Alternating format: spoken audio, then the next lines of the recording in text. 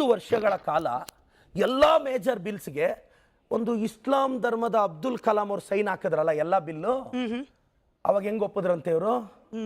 ಈಗ ಎಷ್ಟೋ ಬಿಲ್ಗಳಿಗೆ ಅಬ್ದುಲ್ ಕಲಾಂ ಅವರು ಸೈನ್ ಹಾಕಿದ್ರಲ್ಲ, ಪ್ರೆಸಿಡೆಂಟ್ ಆಫ್ ಇಂಡಿಯಾ ಅರಿಶಿಣ ಕುಂಕುಮವನ್ನ ಆಕ್ಷೇಪ ಮಾಡಲಿಲ್ಲ. ಅಬ್ದುಲ್ ಕಲಾಂ ಅವರು ಹಿಂದೂ ಧರ್ಮವನ್ನ ವಿರೋಧ ಮಾಡಲಿಲ್ಲ. ಪಕ್ಕ ಭಾರತೀಯರಾಗಿದ್ರು, ಇಸ್ಲಾಂ ಅವ್ರನ್ನ ನಾವು ಸಪೋರ್ಟ್ ಮಾಡಿದ್ವಿ. ಯಾಕಂದ್ರೆ ಅವರು ಭಾರತೀಯ ಮುಸ್ಲಿಂ ಆಗಿದ್ರು. ಅವ್ರು ಒಪ್ಕೊಂಡಿದ್ದಾರೆ, ನಾನು ಹಿಂದೂ ಧರ್ಮನ ಬೆಲೆ ಕೊಡ್ತೀನಿ, ಎಲ್ಲಾ ಧರ್ಮಕ್ಕೂ ಬೆಲೆ ಕೊಡ್ತೀನಿ. ನಿಮ್ ಬಾನು ಮುಸ್ತಾಕ್ ಅವ್ರು ಹಂಗ ಹೇಳಿಲ್ಲ, ಅವರು ವಿರೋಧಿಸಿದ್ದಾರೆ, ನಾವು ವಿರೋಧ ಮಾಡ್ತೀವಿ. ಆಯ್ತು, ಒಂದು ಹೇಳಿಕೆ ಅಣ್ಣ, ಒಂದು ಹೇಳಿಕೆಯಿಂದ ನಿಮಗೆ ನೋವಾಗಿದೆ ಅಂತಾನೆ ಭಾವಿಸೋಣ. ಆದ್ರೆ ಬೂಕರ್ ಪ್ರಶಸ್ತಿನ ಕ್ಷಮೆ ಕೇಳ್ಬೋದಲ್ಲ, ಕ್ಷಮೆ. ಆಮೇಲೆ ಇನ್ನೊಂದು ಒಂದ್ ನಿಮಿಷ ರೀ ಈಶ್ವರರೇ,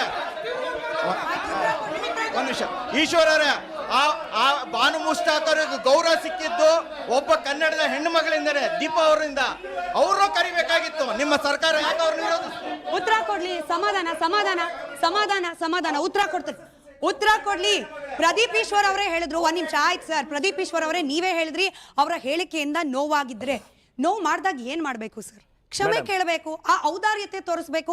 ಆ ಔದಾರ್ಯತೆ ಇಲ್ಲದವರನ್ನ ಹಿಂದೂಗಳು ಋಷಾಲ ಹೃದಯದಿಂದ ಯಾಕೆ ಸ್ವೀಕಾರ ಮಾಡಬೇಕು ಅನ್ನೋದು ಪ್ರಶ್ನೆ. ಹೇಳಿಕೆಯನ್ನ ಪ್ರತಾಪ್ ಸಿಂಹ ಅವರು ಮತ್ತೆ ಇಬ್ರು ಆರ್ಟಿಕಲ್ 25-26 ಅಲ್ಲಿ ಹೈಕೋರ್ಟ್ಗೆ ಹೋಗಿ ಕೇಸ್ ಹಾಕೋದಕ್ಕಿಂತ ಮುಂಚೆ ಇದನ್ನ ಪ್ರಶ್ನೆ ಮಾಡಬೇಕು.